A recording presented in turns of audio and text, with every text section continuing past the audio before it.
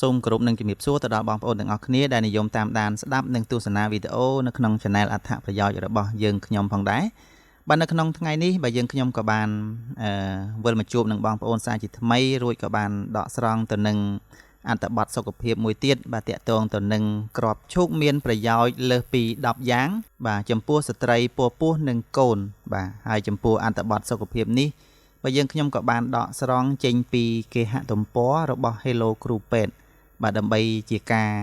ចែករំលែកបន្តទៅដល់បងប្អូនឲ្យបានដឹងអំពីអត្ថប្រយោជន៍របស់ក្របឈូកបាទព្រោះថាក្របឈូកនេះគឺបងប្អូនយើងមួយចំនួនធំក៏តែងតែបានពិសាទៅលើក្របឈូកនេះប៉ុន្តែប្រហែលជាអត់ទាន់ដឹងអំពីអត្ថប្រយោជន៍បាទហើយចំពោះអត្ថបទសុខភាពនេះយើងខ្ញុំក៏បានដកស្រង់បន្តពីគេហទំព័ររបស់ Hello គ្រូពេទ្យដើម្បីជាការចែករំលែកអំពីអត្ថប្រយោជន៍ពីបន្លែផ្លែឈើទៅដល់បងប្អូនផងដែរបាទហើយចំពោះក្របឈូកនេះក៏ជាអាហារសាមញ្ញតែផ្ដល់គុណប្រយោជន៍ធំធេងដល់សុខភាពយើងជាពិសេសចំពោះស្ត្រីមានផ្ទៃពោះនិងកូនក្នុងផ្ទៃយោងតាមក្រសួងកសិកម្មសហរដ្ឋអាមេរិក USDA បានឲ្យដឹងថាក្រៅពីមានខ្លាញ់សូដ្យូមនិងកូលេស្តេរ៉ុលទាបក្របឈូកផ្ទុកទៅដោយជាតិទឹកប្រូតេអ៊ីនវីតាមីន B កំភ្លេចសារធាតុរ៉ែអាស៊ីតអាមីណូនិងសារធាតុប្រឆាំងអុកស៊ីតកម្មជាច្រើនទៀតតើក្របឈូកល្អចំពោះស្ត្រីមានផ្ទៃពោះនិងកូនក្នុងផ្ទៃយ៉ាងដូចម្តេចខ្លះខាងក្រោមនេះគឺជាអត្ថប្រយោជន៍មួយចំនួននៃការញ៉ាំក្របឈូកក្នុងពេលមានផ្ទៃពោះចំណុចទី1ជួយឲ្យគេងលក់ស្រួលជាញឹកញាប់ការមានផ្ទៃពោះធ្វើឲ្យម៉ាក់គេងមិនលក់ទេដោយសារតែការប្រែប្រួលអរម៉ូន stress និងការផ្លាស់ប្ដូរទម្លាប់អាហារក្របឈូកត្រូវបានគេដឹងថាល្អខ្លាំងសម្រាប់ព្យាបាលការគេងមិនលក់ព្រោះវាមានសារធាតុរងាប់អារម្មណ៍និងធ្វើឲ្យងងុយគេងព្រមទាំងវីតាមីននិងសារធាតុប្រឆាំងអុកស៊ីតកម្មដែលជួយឲ្យម៉ាក់ងងុយគេងពេលចូលគេងចំណុចទី2ការពារជំងឺរាគ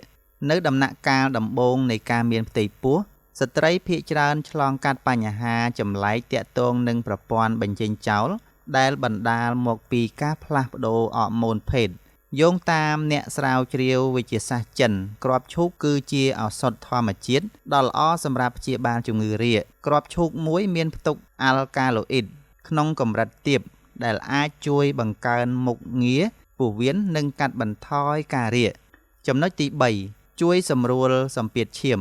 បណ្ដូលល្វីងរបស់ក្របឈូកមានវីតាមីនជាច្រើនដែលអាចជួយឲ្យអារម្មណ៍ស្ងប់និងអាចពង្រីកសរសៃឈាមដូច្នេះវាអាចជួយគ្រប់គ្រងសម្ពាធឈាមរបស់ម៉ាក់បានចំណុចទី4ជួយបន្ថយអាការៈឈឺអញ្ចាញធ្មេញភាគច្រើននៅត្រីមាសទី2ម៉ាក់ជួបប្រទះការឈឺអញ្ចាញធ្មេញព្រោះការប្រែប្រួលអរម៉ូននិងការលើសជាតិទឹកក្នុងខ្លួនដែលធ្វើឲ្យ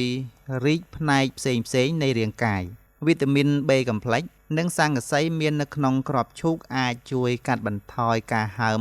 និងឈឺអញ្ចាញធ្មេញបានចំណុចទី5ជួយឲ្យស្បែកមានសំណើមជាធម្មតាម៉ាក់តែងតែជួបប្រទះស្បែកស្ងួតអំឡុងពេលមានផ្ទៃពោះក្របឈូកមានលក្ខណៈសម្បត្តិផ្ដល់សំណើមដល់ស្បែកនិងរក្សាសំណើមពីខាងក្នុងជាលិកាក្រោមស្បែកចំណុចទី6ជួយគ្រប់គ្រងទម្ងន់វាជារឿងធម្មតាដែលស្ត្រីមានផ្ទៃពោះឡើងទម្ងន់ឥតឈប់ឈរព្រោះស្ត្រីមានផ្ទៃពោះឧស្សាហ៍ឃ្លាននិងត្រូវការញ៉ាំឲ្យបានគ្រប់គ្រាន់ដើម្បីឲ្យកូនក្នុងផ្ទៃលូតលាស់បានល្អប៉ុន្តែការឡើងគីឡូលើសកម្រិតធ្វើឲ្យម៉ាក់ជួបផលវិបាកច្រើនក្របឈូកមានកាបូនអ៊ីដ្រាតនិងខ្លាញ់ទាបវីតាមីននិងសារធាតុរ៉ែជាច្រើនដែលធ្វើឲ្យម៉ាក់មានអារម្មណ៍ថាឆាប់ឆ្អែតដូច្នេះវាគឺជាអាហារសម្រក់ដ៏ល្អសម្រាប់ម៉ាក់ដែលមានអារម្មណ៍ថាឃ្លានឥតឈប់ឈរចំណុចទី7រក្សាជាតិស្ករក្នុងឈាមល្អអំឡុងពេលមានផ្ទៃពោះម៉ាក់អាចកើនជាតិស្ករក្នុងឈាមដោយសារតែការផ្លាស់ប្ដូរអរម៉ូនភាពតានតឹងនិងភាពរំជើបរំជួលក្របឈូកមានផ្ទុកវីតាមីន B កំភ្លេចខ្ពស់ជាតិសរសៃនិងកាឡូរីទាបលក្ខណៈសម្បត្តិទាំងនេះអាចជួយដុតបំផ្លាញកាឡូរីនិងកាត់បន្ថយកម្រិតជាតិក្លូកូសនៅក្នុងឈាមរបស់ម៉ាក់បានចំណុចទី8ការពារការឆ្លងរោគលើប្រព័ន្ធទឹកនោម អំឡុងពេលមានផ្ទៃពោះរាងកាយម៉ាក់ខ្សោយបូកផ្សំនឹងការបញ្ចេញទឹករំអិលទ្វារមាសដែលផ្អាប់ក្នុងខោទ្រនាប់រយៈពេលយូរវាអាចនាំឲ្យមានការឆ្លងមេរោគនៅក្នុងផ្លូវទឹកនោមរបស់ម៉ាក់ការញ៉ាំគ្រាប់ឈូកជារៀងរាល់ថ្ងៃអាចកាត់បន្ថយហានិភ័យនេះបានជិត 20% ចំណុចទី9បង្កើនថាមពល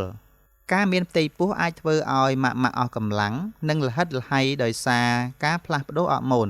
និងការឡើងទម្ងន់គ្រាប់ឈូកមានផ្ទុកនៅវីតាមីនប្រូតេអ៊ីនម៉ាញ៉េស្យូមប៉ូតាស្យូមស័ង្កសីនិងជាតិដែកដែលអាចជួយបង្កើនថាមពលម៉ាក់បានព្រោះពួកវាជួយដល់ការរំលាយអាហារដោយអាចដុតខ្លាញ់និងជាតិស្ករបន្ថែមនៅក្នុងឈាមចំណុចទី10ជួយពង្រឹងប្រព័ន្ធការពារចំណុចទី10ជួយពង្រឹងប្រព័ន្ធការពាររាងកាយក្នុងកំឡុងពេលមានផ្ទៃពោះម៉ាក់ភាគច្រើនខ្សោយនិងឈឺជាញឹកញាប់សារធាតុចិញ្ចឹមជាច្រើនដែលមាននៅក្នុងគ្រាប់ឈូកដូចជាវីតាមីនសារធាតុរ៉ែនិងសារធាតុប្រឆាំងអុកស៊ីតកម្មអាចជួយពង្រឹងប្រព័ន្ធការពាររាងកាយរបស់ម៉ាក់និងជួយកូនក្នុងផ្ទៃលូតលាស់បានល្អចំណុចទី11ជួយដល់ការអភិវឌ្ឍកូនក្នុងផ្ទៃគ្រាប់ឈូកសម្បូរទៅដោយប្រូតេអ៊ីនដែលចាំបាច់សម្រាប់ការអភិវឌ្ឍខួរក្បាលនិងប្រព័ន្ធសរសៃប្រសាទរបស់ទារកគ្រាប់ឈូកមានបរិមាណប្រូតេអ៊ីនជាតិសរសៃនិងវីតាមីនល្អដែលជួយដល់ការលូតលាស់របស់ទារកនៅក្នុងផ្ទៃឲ្យមានសុខភាពល្អជាពិសេសវាមានផ្ទុកវីតាមីន B9 ហ្វូឡាតដែលជួយបង្ការពិការភាពពីកំណើតតើបរិមាណគ្រាប់ឈូកប៉ុន្មានដែលស្ត្រីមានផ្ទៃពោះអាចញ៉ាំក្នុងមួយថ្ងៃដើម្បីទទួលបានអត្ថប្រយោជន៍ពីគ្រាប់ឈូកកំឡុងពេលមានផ្ទៃពោះម៉ាក់មិនគួរញ៉ាំគ្រាប់ឈូកលើសពី2ទៅ3ក្តាប់ដៃទេព្រោះបើញ៉ាំច្រើនហួសកម្រិតអាចប៉ះពាល់ដល់សុខភាពម៉ាក់ទៅវិញផលប៉ះពាល់របស់គ្រាប់ឈូកទោះបីជាគ្រាប់ឈូកមានប្រយោជន៍ច្រើនចំពោះស្ត្រីមានផ្ទៃពោះវាក៏មានផលប៉ះពាល់មួយចំនួនដែរបើញ៉ាំច្រើនពេកអាចបណ្ដាលឲ្យមានខ្យល់ក្នុងពោះទល់លាមកនិងហើមពោះគ្រាប់ឈូកកាត់បន្ថយកម្រិតជាតិស្ករក្នុងឈាមម៉ាក់គួរតែកុំទទួលទានច្រើនពេកម៉ាក់មួយចំនួនអាចអាឡែកស៊ីនឹងគ្រាប់ឈូកបើម៉ាក់សង្កេតឃើញថាមានភាពមិនស្រួលរមាស់ឬឡើងកន្ទួលក្រហមនៅលើស្បែកបន្ទាប់ពីញ៉ាំគ្រាប់ឈូកត្រូវឈប់ញ៉ាំវាភ្លាមហើយទៅជួបនឹងគ្រូពេទ្យបាទអស់លោកស្រីនិងបងប្អូនទាំងអស់គ្នាបាទនេះគឺជា11ចំណុចដែលគ្រាប់ឈូកបាទមានអត្ថប្រយោជន៍បាទចំពោះស្ត្រីមានផ្ទៃពោះនិងកូនបាទដែលយើងខ្ញុំបានលើកឡើងពីគេហទំព័ររបស់ Hello គ្រូពេទ្យដើម្បីយកមកចែករំលែកបន្តទៅដល់បងប្អូនឲ្យបានដឹងផងដែរបាទរហូតដល់11ចំណុចដែលមានអត្ថប្រយោជន៍ចំពោះម៉ាក់ដែលគាត់កំពុងតែពោះនិងកូនផងដែរបាទហើយនៅក្នុងនោះដែរក៏គ្រាប់ឈូកនេះក៏មានផលប៉ះពាល់មួយចំនួនផងដែរចំពោះម៉ាក់ដែលកំពុងតែពោះបាទអញ្ចឹងដូចយើងខ្ញុំជម្រាបជូនហ្នឹងគឺបានបញ្ចប់ទៅហើយអញ្ចឹងបើសិនជាបងប្អូនបាទស្ដាប់អត់តាន់បាទអញ្ចឹងបងប្អូនអាចស្ដាប់សារឡើងវិញបានបាទអរគុណហើយចំពោះអត្ថបទសុខភាពនេះបាទយើងខ្ញុំក៏បានដកស្រង់ចេញពីគេហទំព័ររបស់ Hello គ្រូពេទ្យដើម្បីជាការចែករំលែកបន្តទៅដល់បងប្អូនឲ្យបានដឹងអំពីផលប្រយោជន៍នៃគ្រាប់ឈូកបាទអរគុណហើយចំពោះបងប្អូនដែលបានតាមដានស្ដាប់បាទតាំងពីដើមរហូតមកដល់ទីបញ្ចប់បើសិនបើបងប្អូនអត់ទាន់បានចូលរួមជួយចុច Subscribe ទេបាទអញ្ចឹងបងប្អូនចូលរួមជួយចុចម្នាក់មួយទៅដើម្បីទទួលបានអត្ថប្រយោជន៍ថ្មីពី Channel របស់យើងខ្ញុំបាទអរគុណហើយមុននឹងបញ្ចប់យើងខ្ញុំក៏សូមខន្តីអភ័យទោសរាល់កំហុសខុសឆ្គងដែលកើតមានហើយក៏សូមគោរពជូនពរទៅដល់បងប្អូនឲ្យជួបតែសេចក្តីសុខសេចក្តីចម្រើនគ្រប់ក្រុមគ្រួសារសម្រាប់ពេលនេះយើងខ្ញុំសូមអរគុណសូមជម្រាបលា